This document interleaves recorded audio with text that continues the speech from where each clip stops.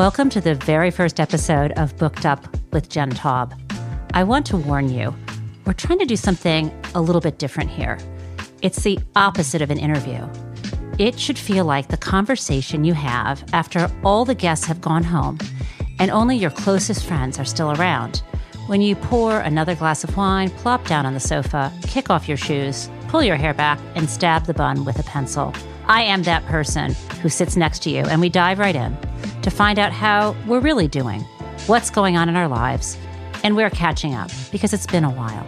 And the first person I'm sitting next to is my good friend, Dahlia Lithwick, who is going to talk with me about Supreme Court reform, her new book, Lady Justice, and why she spent a week wearing Axe body spray. Let's dive right in.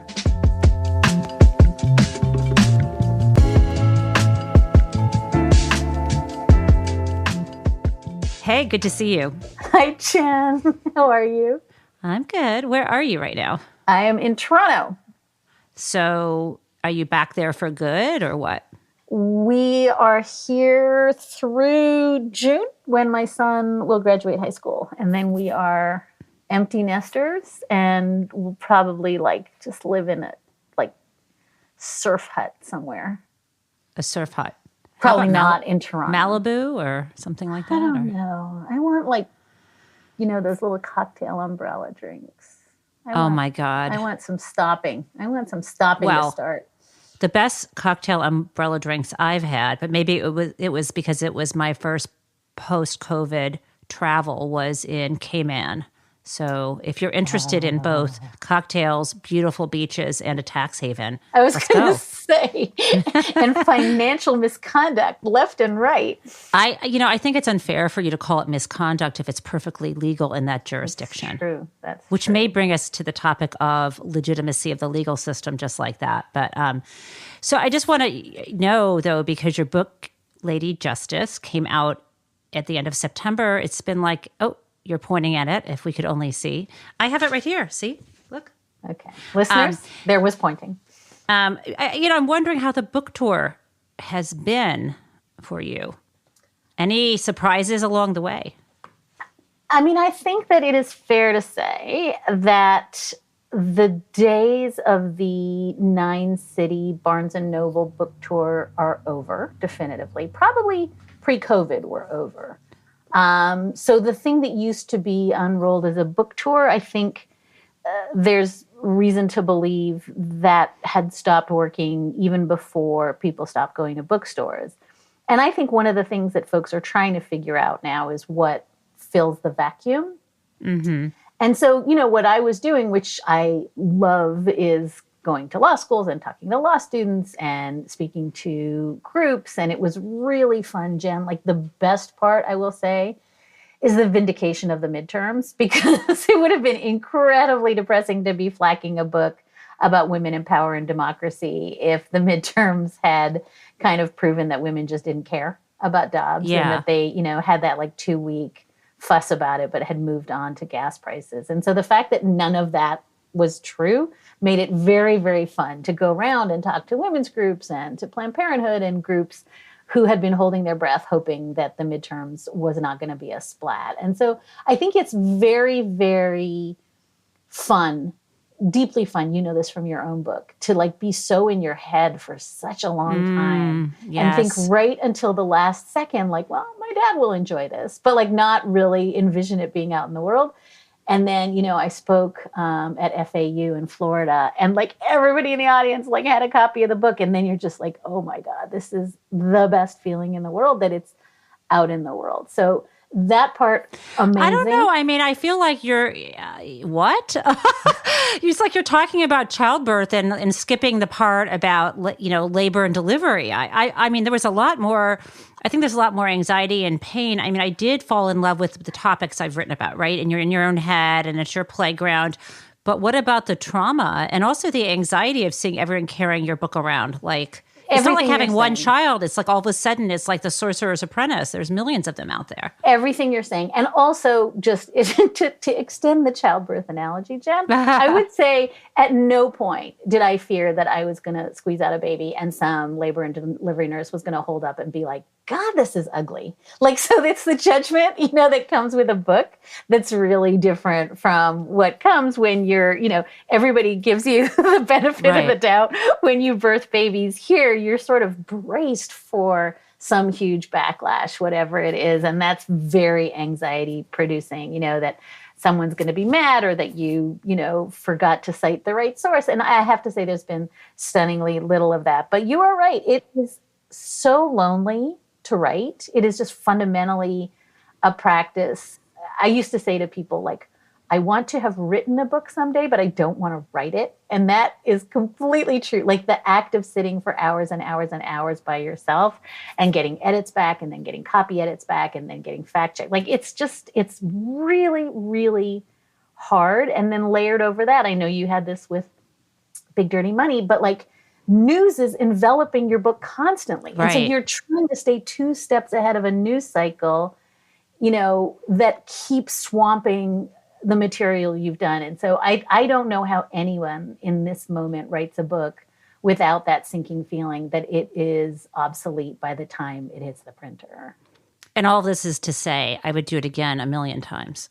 I don't know about you. And actually, I think I found out, is this correct? I mean, I have always thought that Lady Justice was your first book, but I was just checking, and I think you've written an earlier book. Is that right? I have had 2 earlier books. Well, this is like these marriages I didn't know about, and I'm confused. Yes, I am. Why didn't you tell anyone this, Dahlia? Well, one of them was written between college and law school. So that was like old-timey. And that was a wonderful book that I co-wrote. Little Brown published. It was called I Will Sing Life. And it was about Paul Newman's camp for kids with serious blood disorders and cancers. And I co-wrote it with the wonderful Larry Berger. And it featured a bunch of kids from the camp and the poems they wrote. And so that was probably sort of a long time ago. And then just as I was giving birth to my first son, I wrote a humor book called Me Versus Everyone with another amazing co-conspirator, Brant Goldstein. And that was a book of kind of tongue-in-cheek, humorous contracts for everyday occasions, like cleaning out the office fridge or breaking up with your hairdresser. So you're not going to get away with this because you had a solo authored book between college and law school. Like No. Co-authored book. That was co-authored with Larry. Yeah, both were co-authored. Okay, yeah.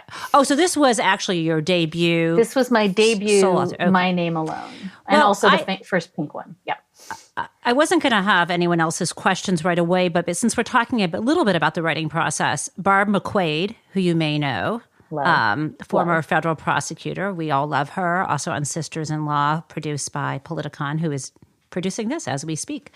Barb wants to know about your writing process and wants tips for going from shorter form articles to writing a longer form book. She's asking for a friend. No, as you know, she has a contract for a book, and I don't know if this is the place to give her that advice or whether you maybe want to I can give you her phone number and you can give her a call. I did that call me thing on Twitter. Call me. Yeah. I mean, but there are other writers who are listening to this, and since you're someone who is so well known for not just writing on a deadline, but writing so eloquently with humor about important topics, bringing yourself into these narratives, how did it compare for you?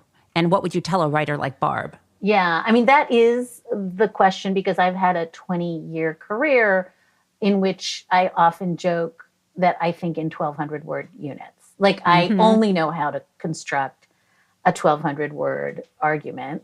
And I've been doing it so long. And I'm not joking when I say that. It almost unerringly happens that when I file a piece, I'll look at the word count and it's like somewhere between 1,150 and 1,300 because that's how I've learned to sort of manage my analysis. And so to go from that to writing these big, thick chapters was a huge pivot. And it's a pivot in terms of the time it takes and also kind of all of the mechanisms I usually use. Usually, I'm writing on a deadline. There's a big, it's good enough vibe when you're trying to write to a news deadline. The perfectionism can only go so far. You can't. I mean, My husband, as you know, is an artist. And I often say if I wrote articles the way he made sculpture, like I'd still be writing my first piece, like moving a semicolon around. Just because I bet like, he loved when you said that. It's a really loving thing. Freaking encouraging. hates when I say that. So it's a good thing now I'm saying it on your podcast. But I just think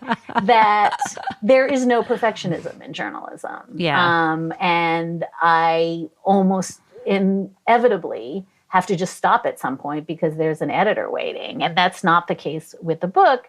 And also, I think, just sort of the arc of the argument you want to make in a piece is really fundamentally different from the arc of a chapter in a book. And over and above that, and this really is sort of hashtag pro tip that I would give Barb and like earlier me, which is when you're writing a book, there's just an immense amount of interviewing, looking at transcripts, thinking, there's so much wasted work that isn't wasted, but as compared to what I think of as just clinical efficiency of journalism, 85% of the work I did for Lady Justice, I probably, found on the cutting room floor at the end of the day. So that's really different. So I'm going to ask you something that, as a writer, having gone through this twice, I've tried to work out over the years, and I want to ask you more about the writing process. But the thing is, when you talk about an immense amount of wasted or, a lot of work, a lot of research, a lot of words that don't necessarily make it into the document, there's also a lot of things to remember across multiple chapters, avoiding repeating yourself, understanding not just each chapter standing alone and holding together as maybe 1,200 word units, but the whole thing telling a story over a longer period of reading time. And I've learned how to keep all of that in my head. I think it's kind of like orchestrating something. But was that hard for you at first to remember what you'd written and if you had written it and where it had been located as you were moving through this over the years? I probably had less of it than you because the chapters for me chunked out pretty thematically. In other words, I sort of knew all along there was an abortion chapter, right? Is this a protest or is this a riot chapter around Charlottesville? And I had made the decision early on that I also wanted to have enough doctrine in each chapter that, you would sort of, okay, now I understand what the Skokie case was in Illinois and how that framed the debate about, the rally, the Unite the Right rally in Charlottesville. So I wanted to have enough doctrine in there that people would feel comfortable moving through the narrative. But I think every chapter really did feel like it hived off a different chunk of law. You make such a good point. Yeah, my first book, I think, was harder because I didn't do that. The second one, I think I worked more thematically. So that's a bit of advice for Barb. Do you write by hand or do you do everything on the computer or both? 100% on the computer. How about you?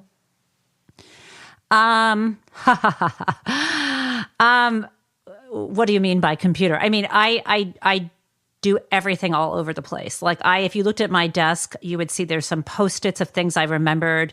I use my notes function on my phone when I'm in the world writing stuff down. Then I email myself my notes. The actual writing, I really do on the computer. But sometimes if I'm having a panic attack about not knowing how to begin a chapter, I do the old-fashioned way of taking out a legal pad. I also have spiral notebooks dedicated to each chapter and notes. And then, of course, transcripts from audio interviews. I mean, it's all over the place. But I think ultimately the writing itself is on the computer. How do you contain it? Like when you're walking around in the world and you're thinking of something, where do you put your notes? Well, one thing to be sure is that the bulk of this book was written in COVID in my basement. I was one of those people who just did not move for a very, very long time. And so there was, to the extent you wrote in a basement with no light? Oh, yeah. No, I'm like the total troglodyte, bulgy-eyed basement liver now. Like What kind of light did you have on? Like a fluorescent or a desk lamp? I mean, I had like a lamp. And don't forget, I've also lived in like 4 rental spaces since I started this book. So there were different lamps in different rooms. But I think that... So the one constant was a laptop. It didn't crap out on you at all? One thing to know about me, and this is a sad comment on my life, is like literally as the Nazis were marching in Charlottesville in 2017, I was in an empty house on the floor of my study. All the furniture had been moved, sitting and writing, that day for Slate. And then like throughout my life, the laptop is the thing that, comes with me. I pull it out, I file. In that sense, it's so portable. But I have utterly lost the ability to write on a yellow pad. I mean, my house is full of yellow pads with like shouty notes at my children, but like I can't compose on a yellow pad. And one other thing that I will say, this is not for Barb, but for folks who are thinking about the problem you just raised, which is how do you start? Is I have absolutely learned from the best, Jack Schaefer, who writes for Politico now, when I first started out as a journalist, you start at the second paragraph. Like you write your lead last. And if you're feeling stuck, it's for good reason. And so you kind of workshop what you're doing. But I am a huge believer in writing beginnings and endings at the end. I think that's right. I have another theory too, which is it's really good to have a decent roadmap for where you're going and where things are going to go, because it kind of tricks yourself into writing. But also, I sometimes think you write the part you're most passionate about when you're feeling it, and that might end up being a different chapter than the beginning. But if you have clarity around what you want to say, you should kind of just put it down. Yes, and also I think here is where, and this is just not gratuitous sucking up, I have had both at Slate and at Penguin writing Lady Justice phenomenal editors. And I think it is a very, having just said how solitary writing is, I think it is such a gift to have somebody Bigfoot into your copy and be like, no, this is actually dumb and wrong. You have to absolutely make space and have the humility to have a second pair of eyes. And especially with a book where you're like, no, but you don't understand. This is my fully realized dream. I put 3 years into this, and have them be like, yeah, no. Really good editors are good because they can. What I wanted to say to compliment your book, which is what's very difficult, I think, moving from your typical 1,200 word pieces, is to maintain that kind of energy across a longer book, and you did that. And I don't know if part of the editing process helped you. I mean, I find that what I try to do is if something gets boring and I'm bored, I have to cut it out. I mean, and so this gets me to another process question, which is, are you like a slow, meticulous writer, and then also in a quick editor? Are you more like write fast, edit slow, or do you not really have a method of attacking your work so that it keeps that lively voice, which you accomplish in the published book? Thank you. I mean, again, it helps to have an editor. It helps I'm a very fast writer. I think from years of 1,200 word, regurgitated 1,200 word, I think I've learned to just be an extremely fast writer. And I am a pretty decent self-editor, in part, again, tips, hashtag, but change your font, read it again in a different font, unbelievably helpful. Read it out loud to yourself in funny accents sometimes, really. Reading out loud is so important. Yeah. I can do the trick now where I imagine somebody who absolutely is not interested in the material and read it through their eyes and imagine them being like, oh, this is super boring. So anything you can do, I think, that gives you a sense of looking at it for the first time, including, like I said, changing the font really does it. It's very weird. So I'm a fast writer and a fast editor. But I think for purposes of the book, discovered myself to be a very slow marinator, which means that there were, I decided to put Vanita Gupta's chapter, from when she was at the leadership conference, I decided to put that at the very center of the book. I wanted that to be a sort of structural inflection point where you stop going from lawsuits to organize. So it took me a lot of moving things around and trying to figure out, this story begins on lawsuits, it ends on organizing. This story, begins with Sally Yates, multi-generation, very, very prestigious, privileged white lawyer, ends on Stacey Abrams, who's African-American, also in Georgia, really learning the limits of just doing things in court. So all of those axes, matrices that I couldn't, and it goes to your outline point a little bit, I couldn't have done in an outline because I didn't understand structure and arc for a big book, happened over a very long time. And I really, I think I said this to you before, but I had to rewrite big chunks of the book after Dobbs in just less than a week. And that really forced me to do some of that, what I would usually do as slow structural marinating very quickly. And that part was extremely hard for me because I never was quite sure I landed that plane. You know, when you talk about Dobbs, and I think about, and you did land the plane, don't worry. But when you talk about Dobbs and we talk about when the book comes out, you know, it comes out after the Supreme Court takes away, you know, our freedom to choose whatever was left of it. And then it comes out, and during the book tour, there is the backlash through the midterms. And so there's like what's happening in the book, and then there's what's kind of happening in the world around it. And it occurred to me that, and other readers, that you made a decision to both tell stories about these incredible women you profiled and the context in which they lived their lives and other than Pauli Murray, that's right now, but, you know, sort of their story. And you sort of put yourself into the book, right? But we don't get the backstory about you. And I realize I have known you for almost 6 years, and I kind of just met you in the middle of things. I was kind of thrown into a friendship with you as part of whatever you might call was the resistance. But there's so much I don't know. And I was thinking, you know, to me, this book is part of your process of better understanding your very personal, I would say, kind of, love affair with the law. Similar to, you gave a talk recently or a few years ago called American Jews' Love Affair with the Law. But I think you have had a love affair with the law.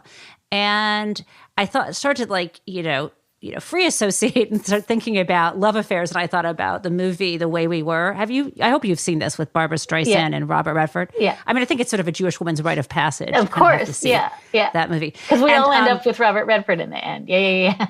And I was wondering, if we were filming a biopic, I'm not sure how to pronounce it, of your life, I was like wondering, would I begin it with that talk, and then would I jump to the Kavanaugh nomination hearings as this kind of breaking point, this inflection when you kind of had a break with the court? And then I flashed back to the beginning, but I didn't know, where's the beginning? Like, the thing I don't know about you, like I know, that Ruth Bader Ginsburg called your writing spicy, or that you were spicy. And I know about Chaos Muppets, and things like that. And I know about your genius and what you've done recently, but I don't know why in the world you fell in love with American law. And I also don't know who would play you in the movie. So can you help me out? Like, how did you get into this? And are you still in it? In all of this. And I guess there's even more, because I'm also thinking I might be wrong and thinking you've had, your eyes are open, or you had a break with the law. But anyway, so am I telling this right, that you've been transformed by the writing of this book, but where were you before? There's so much there. That's the kind of question only Stephen Breyer gets away with asking. I'm sorry. 7-part question. We'll pick any part. No, you would just watch people just like melt into a puddle trying to figure out how they were going to attack a Breyer hypo. I think it is certainly true that, I once had an editor at Slate say, like, disparagingly, like, you write about the Constitution like a day school girl, like a Jewish day school girl writes about the Bible. Like, there's so much weird reverence there. And I think, I for sure had the experience in law school of reading, the perfect Brennan opinion, or reading, the line.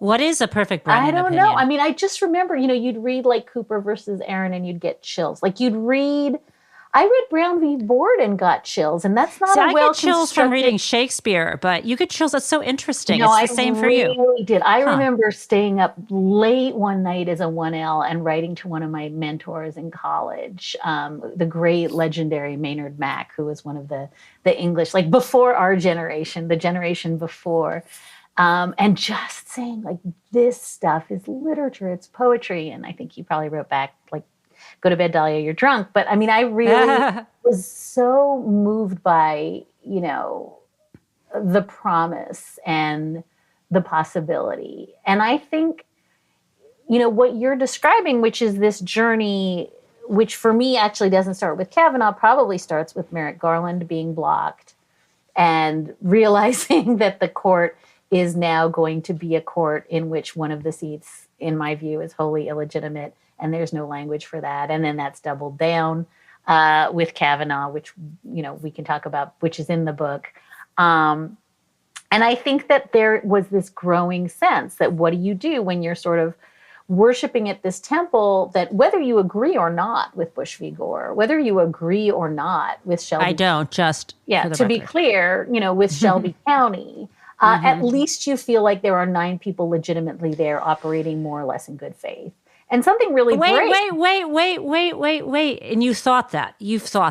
I mean, I think that the court that I have covered for the last 4 years is fundamentally, absolutely different from the court that I covered through all the years, including with Clarence Thomas on it. But let's be clear, I came to covering the Supreme Court after Clarence Thomas was seated. So that had I sat through the Anita Hill hearings as a journalist, I may well have had the feeling I had when I sat through the Brett Kavanaugh hearings as a journalist. So what you're saying, up until this moment with Garland, even if you did not like the reasoning or the judicial philosophy or the outcomes of the decisions, you thought at least the people who were sitting in the chairs, who were given the authority under the constitutional process, were legitimately there. That's what you I thought they believed. were legitimately there. And even if, again, in the face of Bush v. Gore, which was improperly before the court, which was decided on a bogus theory, which was indefensible, and then which was inflected with, you know, all sorts of mayhem around Justice O'Connor and other justices who had vested interests, I didn't think that the court was systematically seeking to dismantle the institutions of American democracy until very recently. So maybe that's me being delusional. No. I'm curious. No, I want to hear that. And when is the moment? I mean, you talk about the blocking by Mitch McConnell of Obama's ability to appoint Merrick Garland to the seat. So that's sort of like, okay, that's the first moment. But when was the moment when you thought it was the court was seeking to undermine the institutions of democracy? Like, when is that moment? I think for me, the past 2-3 terms, when it's been clear that precedent has no meaning, that originalism has no meaning, that there are no breaks whatsoever, that this is a court that methodically reaches out and takes cases that are not before it, not properly before it, right, in order to dismantle pre-existing ideas of democracy. I think that's pretty new. And even though like I said, I thought the reasoning in Shelby was bogus. I think, you know, the reasoning throughout my career has been bad, but I didn't actually think there was a supermajority on the court that was hell-bent on undoing, you know, decades of progress and would do anything to achieve that. And just to be clear, I mean, this is a really complicated conversation. This is the place where, you know, Justice Alito starts snarking and saying that's because you just don't like the outcomes.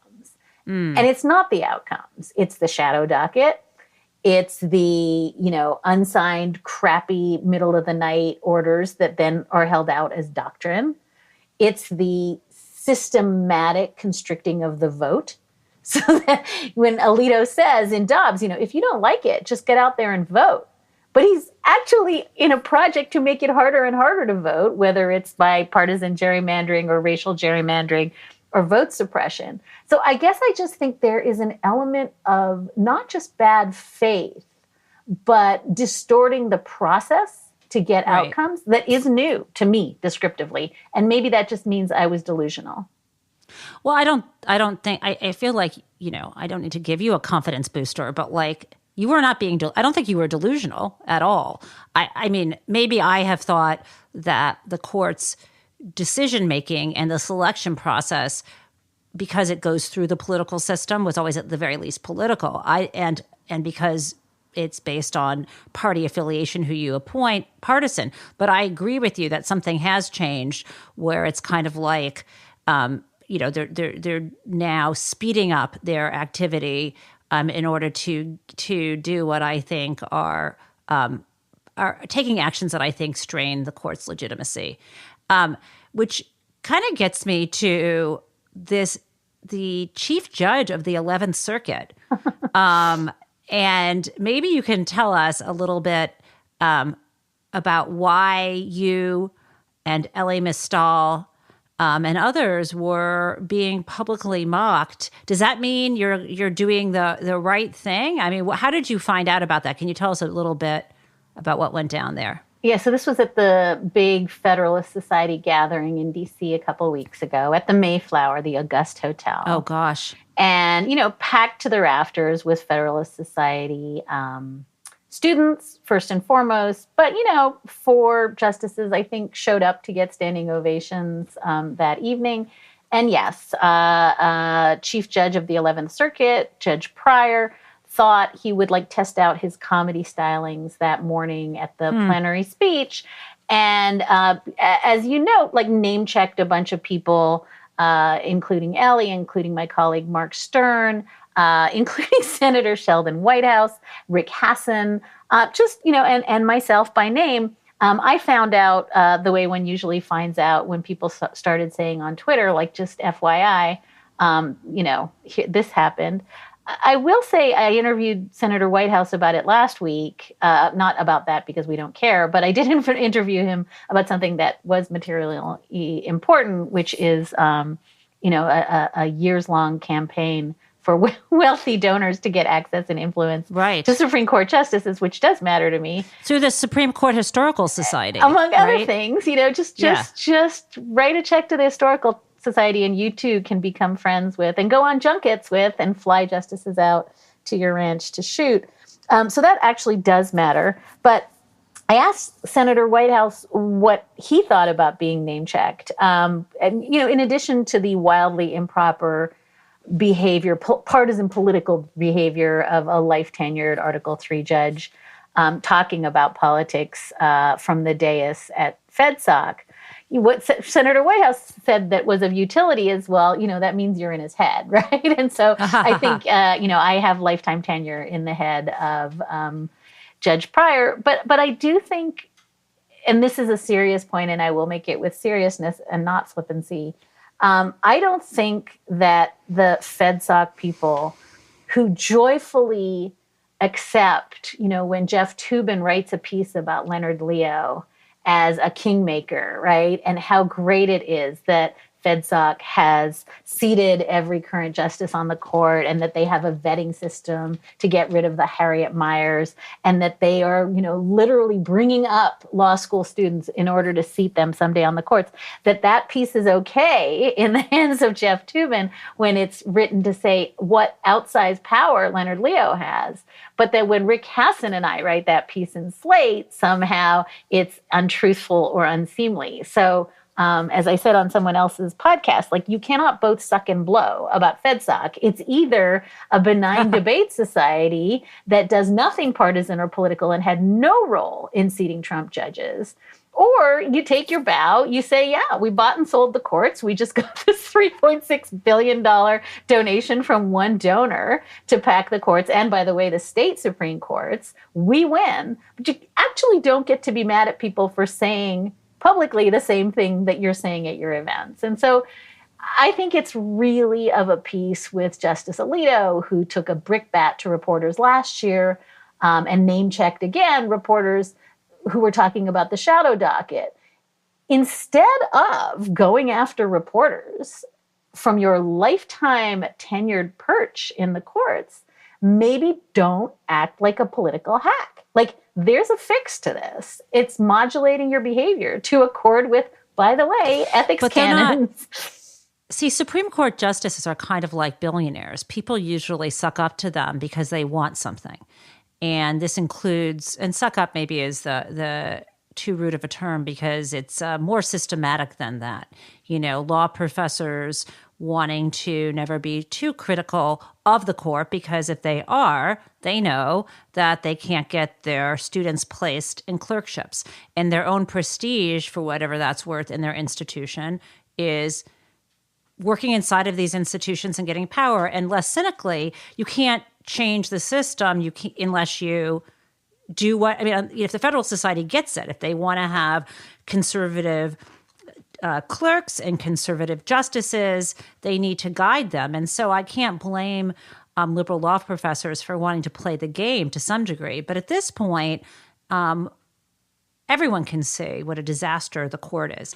And I and many of our listeners want to know, what's your solution? And maybe to say it in a more concrete way, if tomorrow morning you found yourself not in Canada, but actually in Washington, D.C., in the West Wing, in one of those sort of rabbit warren offices just below, not that I know what it looks like. Anyway, if you found yourself in the West Wing. In a different basement, yeah. In a different basement, and you had a meeting with President Biden, and he said, Dahlia Lithwick, what should I do? I mean, I think that I've been pretty clear in the last couple of years that structural court reform is essential, and that it's essential. And this is rooted in conversations you and I have been having about institutions, that institutions are not ends in themselves, right? Institutions are only useful to the extent that they work. And that once public trust in an institution, particularly an institution that has no power beyond public legitimacy, once that public trust is gone, you can't get it back, right? This was Justice Breyer used to always argue this. So I think that there is a moment at which you say public trust in the institution is gone. And this is the paradox, I know we've talked about this too, having no institutions is much more dangerous, right? This is a theme that runs through Lady Justice, which is, it sucks and it's broken and there's no plan B. Like plan B is fighting in the streets. And we need the rule of law. Dahlia, I don't mean to be this way, but you say these words, structural reform. And that's code for something, but everyone has a different idea of structural reform. Are you talking about more justices? Yes, I mean, it's okay. So give me your list. I mean, I think that if you look at the work that Biden's little blue ribbon panel, I shouldn't say little, Biden's giant cast of thousands that spent a very long time talking about structural reform. Everybody was obsessed with court packing. There were other things. There was transparency. There were ethics rules.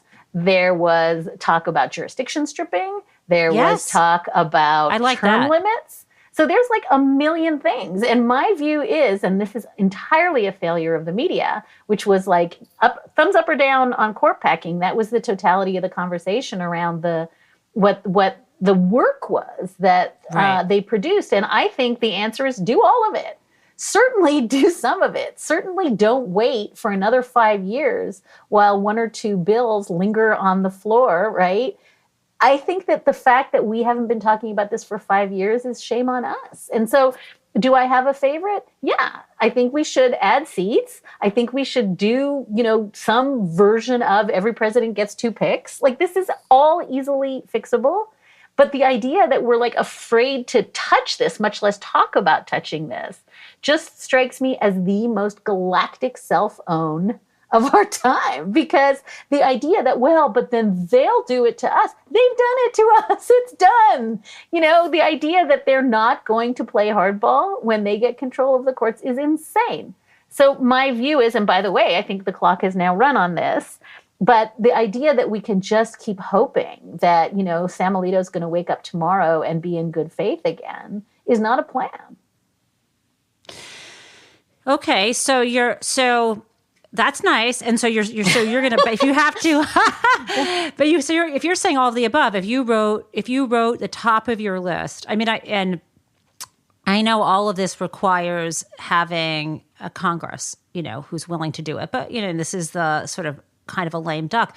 But part of it, I think it sounds like educating members of Congress And would they be even amenable to do any kind of jurisdiction stripping, saying, limiting the court's, judicial review to, I don't know. I don't know. I don't know how what that looks like what's in, what's out.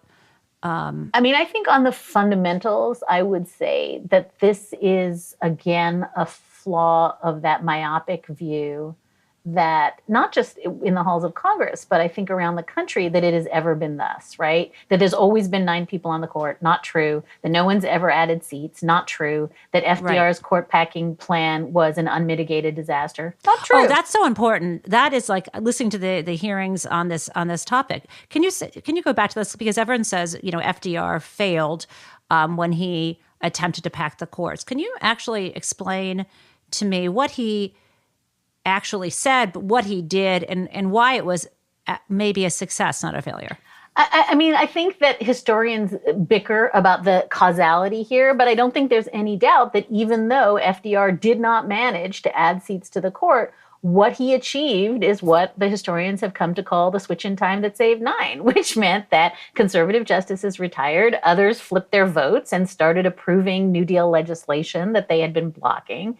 And at the end of the day, if you stand up to the court and you say this is not an idle threat, you may in fact achieve outcomes, structural outcomes, that you were going to do with court packing. So I just think we tell this deeply stupid story about FDR almost jeopardizing the strongest presidency in history, when in fact it's possible that he faced down the court and that they modulated their conduct as a result. So I just think if I have a theory of the case of why it was that at this time last year, just as it was becoming clear that President Biden had no interest in structural court reform and that had put together a commission that was going to kick the can down the road, that the court just took their foot off the brake and went over the cliff on absolutely everything. Right. It's because, with all due respect, I think that the president gave them license to do that. And so if you take away this existential threat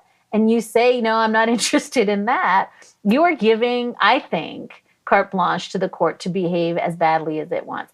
This is unfalsifiable. There's no way that this can be proven or disproven. But it seems to me that last fall, in the wake of SB 8, and the court, making clear they were going to let Texas nullify Roe on the shadow docket in the middle of the night, might have been a good time to not say, oh, we're not interested in that. I want to go back to something you described as when I think you fell in love with the law. You said it, when you were in law school, you reached out by late night email to an English literature professor about how gorgeous some of these decisions that you were reading were. And I was also an English major at the same college, though I leaned heavily into literary theory and deconstruction, which maybe explains why I would read the judicial decisions and question the narrative closure, which interfere with my ability to find the holding of the case. But that's a whole other story. But this love for the power and the grace of language and text is important in the fact that case law isn't just a story or a poem, but it's what we would have called in literary criticism performative utterances, right? These words have actual power in the world. And I can see why you would gravitate toward that. And so we've talked about your writing, we've talked about your kind of reading of the court in the current situation, but I've never asked you really what you read for fun, not for research. Do you have time to read for fun besides doom scrolling or, reading columns that other friends have written and sent along to you? Or when you did love to read as a child, what did you read? As a child, I read everything. I was one of those. What do you mean everything? What was your first book? I read my first book. I read all the Nancy Drew books. I read those All of a Kind family books. Do you remember how the All of a Kind family? I love them. Did you read A Tree Grows in Brooklyn? I did. Bette Smith. Can I just tell you something about that book? Tell I know this me. is your interview, not mine. No, it's yours. So I'm gonna just to me, is that you're cracking open a Coke? My bubbly. It's not a beer. So Do you remember in Bette Smith's A Tree Grows in Brooklyn, how they would like sell scrap metal to collect pennies? And the reason why they collected pennies is because they would pay this guy. He had, I don't know if it was a booth at a fair, but there was somebody who had some sort of booth.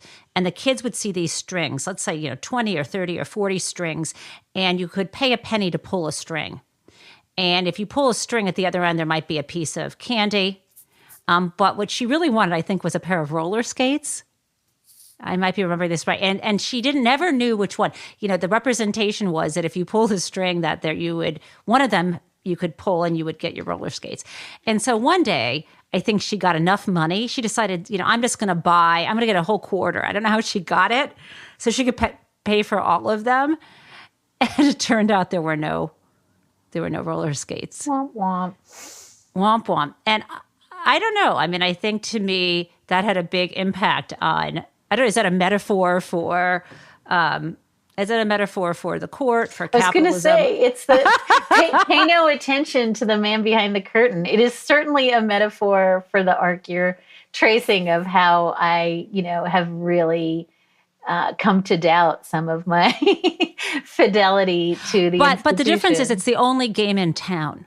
Right. We don't have to go give a penny to the guy that, the con artist shyster on a street corner. I mean, the court actually matters and affects our daily lives. I mean, I think. No, and that's kind of my there's no plan B. If you don't believe in the court, we will be fighting out the 2024 election on the streets. I deeply believe that. Not that I like what the court's going to do, but I think we should be realistic. And I think it's funny because one of the sort of conversations I've been in a lot around the book is, well, but where do you come down on this, Dahlia? Like, do you believe or do you not believe? Like, give us a, Dorothy-esque yes or no on Oz answer. And my answer is, like, I interviewed a bunch of women who come down in really different places. Yes. And, I love Becca Heller, who just says in her chapter, law is bullshit, and I'm using the master's tools to take down the master's house. Straight up. And then, Anita Hill, who's like, without law, we have nothing but chaos, and I can't live in chaos. Right. So I don't know where I come down. So I want to tell you, I actually come down closer to that side of things. Without law, we have chaos. Well, that's, I think, where I am. And that's, even if it's imperfect, it's kind of like democracy. Democracy is an ideal. It's something we approach. We've never fully had it here. But if you just say, well, because we haven't been able to achieve it, we should just give it up. That's sort of like giving up medicine because people still get sick. I mean, what does that look like? Well, do you know the famous Justice Scalia story? He always told this story about originalism, and it's the story of the two guys, and they have to, outrun the bear. I don't know this story. There's no way to possibly do this justice. But Justice Scalia, the whole point is like these two guys, and they're out camping and they're being chased by a bear. And they start to run, and one guy says to the other, "We're never going to outrun a bear." And the first guy says, "But I only have to outrun you." And like that was right. And please don't send angry letters saying I mangled that joke, because I must have heard Justice Scalia tell it 15 times. But the point is, like what he applied to originalism, like I think we just like we have to outrun like what's happening to women on the streets in Iran, right? That's much worse. And so I will take law with all of its flaws, because at least women have access to the levers of power that we don't actually have to be beaten on the streets. And so I think that's a lot. And to say like it's imperfect, it's born of like violence towards women and minorities. Yes, it is all those things. It was built to be such. And also it has achieved great good things, right? This is Vanita Gupta's. Like it did give us Brown. It did give us Obergefell. So my own view of the thing is we can have, deeply ambivalent feelings about the fact that the law is both the instrument of freedom and democracy and all that is good. And right now, if you're a woman in Texas, the instrument of your oppression and suffering. That's just true. And I think this is where the 2022, our recent midterms, say that the public agrees with us. The court went too far, and I don't care, how many intelligent, male commentators said, oh, everyone's, no one's talking about Dobbs anymore. We've forgotten. It's like, we all still have uteruses. It doesn't go away if we're not talking about it. I mean, women in our lives, if you walked around every single day complaining about the injustice that wasn't solved, you wouldn't get out of bed. We waited and we plotted and we voted. Before we go, I want to make sure I say the names of the women in your book that you profiled and ask you a couple questions about them. Pauli Murray, Sally Yates, Becca Heller, Robbie Kaplan, Bridget Amiri, Vanita Gupta, the various Kaczynski accusers, including Leah Littman, Christine Blasey Ford, Anita Hill, Stacey Abrams, and Nina Perales. All of them are worthy of profiling, and so many more. And I'm curious, I know how you chose them, but isn't it hard to leave people out? And even these women, who's to say they'll be remembered? I mean, you have this line, you were interviewed the other day by Amy Goodman, I think, and you talked about how there should have been hundreds of Sally Yates. And you talked about something about how there's this sort of disjuncture between who gets famous and who gets credit. And I'd rather have people be effective, but I'm also pretty angry about the way history is told. And here you are trying to bring forward Pauli Murray's story, who many people knew who she was, but we didn't, being, white women in the world that we were occupied. How is it we didn't know about her? Now she has a residential college named after her at Yale. Do we need to name buildings and create statues for people in order that young women in the future know that they can work hard to make a difference? I mean, I guess what I'm saying is your book gave me incredible hope, but also I felt a little bit hopeless because this is amazing. Instant bestseller, resonates with people. We get to hear these different viewpoints about law in the courts. Women plus law is magic, is what you say. And yet, 50 years from now, is someone going to discover, or 100 years from now, discover Dahlia Lithwick and say, "Oh, it turns out she was a good writer"? I mean, why do women get forgotten over and over again, given how we tend to be recently the only ones who are willing to stand up to power? Or is that why? Oh my God, that's another. Oh my God, it's a fucking multi-part question. God damn it! I'm sorry, Dahlia. I feel like you have attended the Stephen Breyer School of Podcast Hosting. Okay, damn it. Okay. I mean, I'll get back. Dahlia, you're making me feel so insecure because this is what it is. This whole time we've been talking, I have been terrified that my podcast is going to be a failure. And so every time you criticize me about my long questions, I think, you see, I shouldn't have a podcast. No, but you have. Should I quit? You have heard me on Amicus. My singular talent on Amicus is asking 4-part questions, and then flummoxed people who just came on my show as a courtesy are like, I'm going to answer part 2. Also, you're an idiot. Like, that is my brand. So, I would just say... I don't want to steal your brand. I'll come up with my own. Welcome to the club. I just think it's like a function of these are such big, intractable, and abstract questions that they often just get patted on. If it makes you feel any better, I swear on this week's Amicus Plus, I asked Mark a 4-part question, and he only really barely got through the first. This happens. I think I want to answer your really thoughtful, soulful, brilliant question that single-handedly entitles you to have a podcast. And also, oh my God, you so please, you so deserve a podcast, and I'm so happy to be here. But I haven't been canceled yet, so that's good. That's good. I mean, this is where I just have to parenthetically say that I always tell young women lawyers, I'm sure I've told you this too, I always say, you are someday going to be sitting at a table and they're going to be assigning cases and they're going to say there's a case about maritime law and you are going to be the person who has a degree from Oxford on maritime law and you're going to say, maybe I don't know this well enough. And there's going to be a white guy sitting next to you who's eating a tuna sandwich and he's like, I'm eating a tuna sandwich. I am an expert on maritime law, and he will wave his hand and get the case. So dude, you deserve a podcast. End of story. Be the tuna sandwich you want to see in the world. Second, what was the second thing? Oh, this meditation on fame and celebrity and who gets famous. Look, this is the hardest thing. And it is the hardest thing. And you and I have grown up in the shadow of the RBG cult, right? That there is a story we have been telling for at least 15 years that says that one person single-handedly did everything all alone. And if we just get the throw pillow and the mug, we too are part of that project, right? And there's a throw pillow? Look, can you see? Hold on. Oh my gosh. Can you see it? Okay. Nice. I have the earrings and the mug. I'm just saying that Okay, continue. That wasn't the point. I know. We fold in like celebrity and consumerism and influencing, and like the RBG was the first person who would always say, I stand on the shoulders of giants, always name check Pauli Murray. Every time I ever talked to her, she would name check the people who came before. So I think as you and I are sitting in this, like, can I say the word shit show? That is produced by Elon Musk and the cult of fame and celebrity and money. And, the shit show that is Donald Trump and the cult of fame and celebrity and money. I think we just have to keep counter-programming it with stories about people who maybe aren't billionaires and who don't think they can single-handedly fix the world, but who have sort of toiled in the vineyards for decades in obscurity and made change. And I guess what I'm saying is, and this is in no way to cast aspersions on RBG, who did change the world, but my point is that so did Pauli Murray.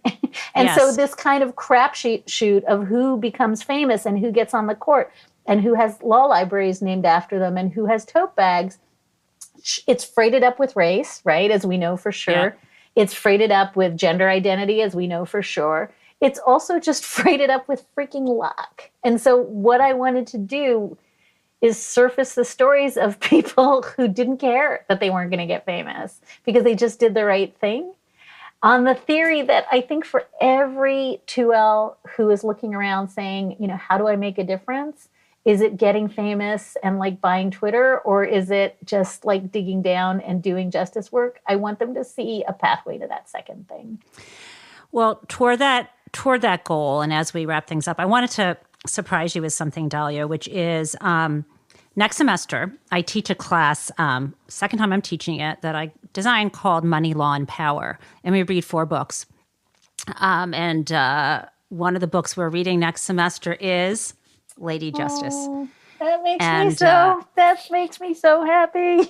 And so while I have you kind of on the spot, would you mind zooming in to the class? No, I'm kidding. No, you don't. No, for you? You don't have to. For you, my sister? Yes. And I will not, I will mock neither your 4-point hypotheticals nor my husband's artistic perfectionism at that time.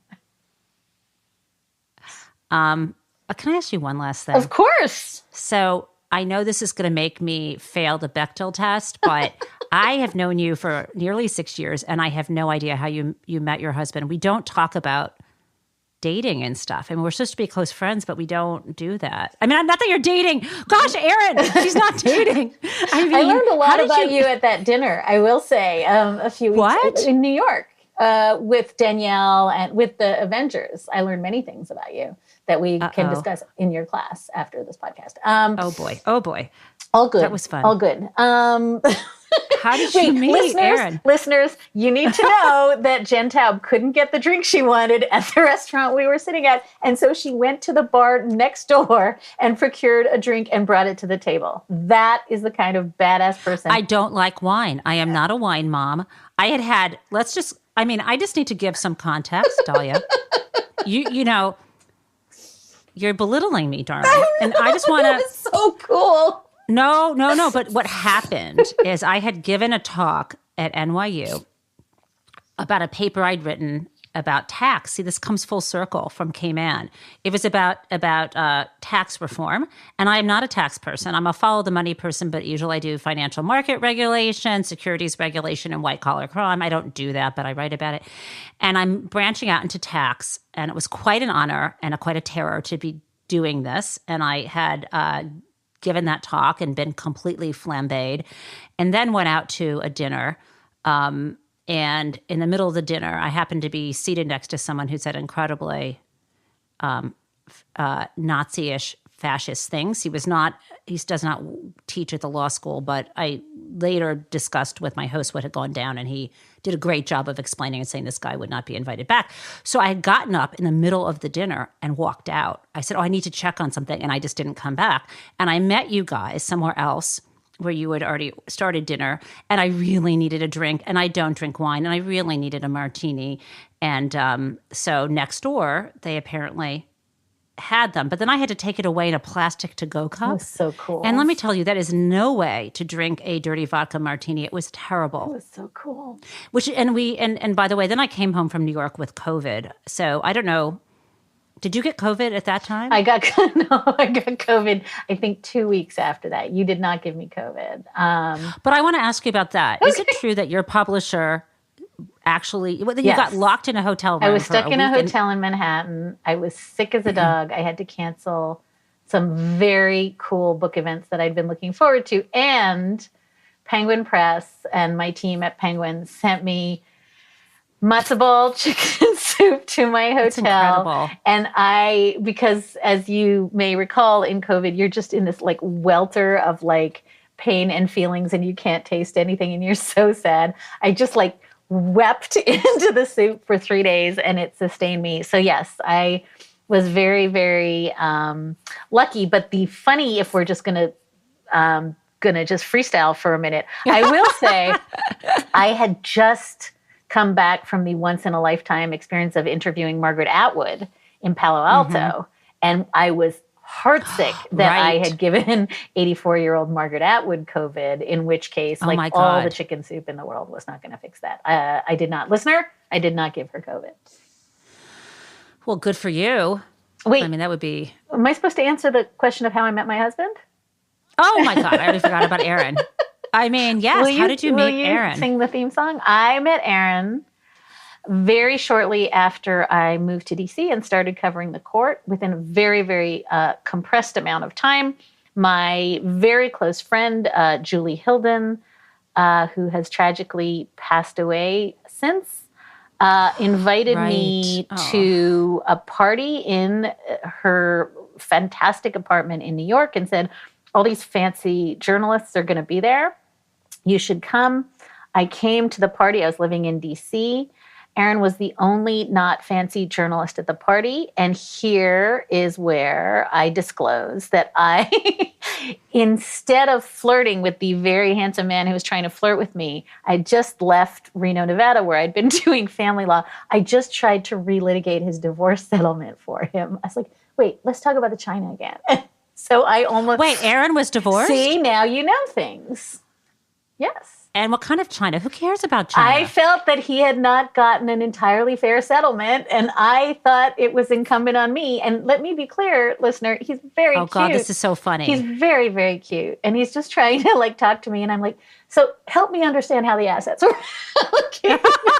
This is such a good story. Yeah, it's a great story. I don't know if he loves this story, but it is true that I almost, like, blew it on our first meeting because not only that, but I had straightened my hair for that event. And so I didn't look like me or any of the people who would play me in the biopic. I just looked. Okay, so this is what we're coming back to. I've given you plenty of time. Who's going to play you in the bio? Yeah. Is it biopic or is it biopic? I have always heard it as biopic, but... Okay, I'll go with that if that's what you want. I think you should have your team of fact checkers. The booked up fact checking team should jump on that. The trouble is they're Brits, so they don't know how to pronounce anything. Just kidding. We don't. Oh, who's playing me? I think it's some mashup of like Bette Midler, Barbara Streisand, Sarah Jessica Parker. Like it's that amalgam of like all of those curly-headed women who kind of... Amy Adams could do it too if they curlied her hair. No? Maybe. Sarah Jessica Parker. I think that could be. Okay, never going to happen. I'm on it. Never going to happen. I'm on it. Okay, thank you. Okay, that's good. Cool. Have we resolved all of the dangling questions? I mean, I have more questions for you, but I think we do. I know. Yeah, I mean, I guess what I would say is Kathy Griffin. Mm-hmm. I asked her, her to give me a question, and she wrote, "How do you sleep at night?" And I thought she meant you, but I realized it was for the justices. But I want to ask you, how do you sleep at night, Dahlia? Okay, so this is where we just disclose that one of the reasons that I am your first guest on this phenomenal show is because you and I have a pact, right? That has gone back a couple of years, which is when one of us is like metaphorically puking or snapping or like things are just too hard, like the other one talks us down, right? And that's happened more than once. And I really distinctly remember it happening like when I was in a hotel in DC trying to get out and cover a Supreme Court case that I could not cover. And I told you don't have to. And you said, I don't have to. And you also like really, really reminded me there are limits to, people who feel that their job is to hold this thing up all the time and never get tired. Like you can be tired. Do you remember that conversation? I do remember. It was like 3 days before COVID hit and everything got, Yeah. Okay. Well, do you have any questions for me? Wait. Let me finish the second half of that thing, which is I think I sleep at night because I have this like army of people who send soup to my hotel. Like I have just been so blessed with amazing poor husband who married me despite the relitigating his prior marriage. I have incredible kids, my parents, my family, my friends. And I think that one of the reasons I wrote the book and one of the reasons I'm happy to be with you on the show is because there are like extraordinary human beings moving through the world in a time of great pain and hardship who are putting democracy first, and they lift me up. That's the answer. I cannot, I'm sorry, we're not going to end with this because it's just too sweet for me. I have to ask one last thing for you to tell us, which is why in the world did you wear Axe body spray for a week? Okay, so we're just now going over the greatest and lesser. And then we're going to wrap it up after that, I promise. This is highly contested in my family. My children do not believe this to be true. I believe it to be true, and I'm the writer, and I committed it to writing. So they started using their cousin's Axe body spray on vacation, Axe shampoo and Axe. They were young, maybe 11, 13. And I hated it. And then I thought I wanted to see what it would be like to move through life smelling like a entitled, fabulous teenage boy that had Boom Chicka Wah Wah soundtrack playing in the background. And so I wore it for a week.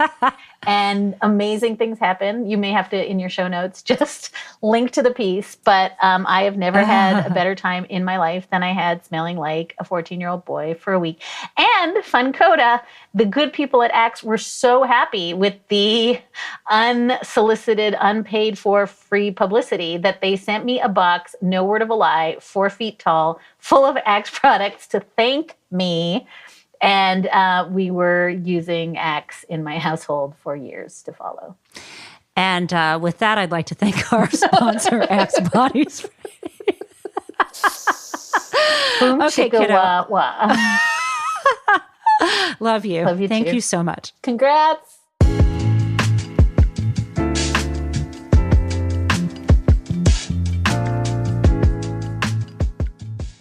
Whew, that was amazing, and I have a long list of questions I didn't get a chance to ask Dahlia. She had to dash off to host her own podcast.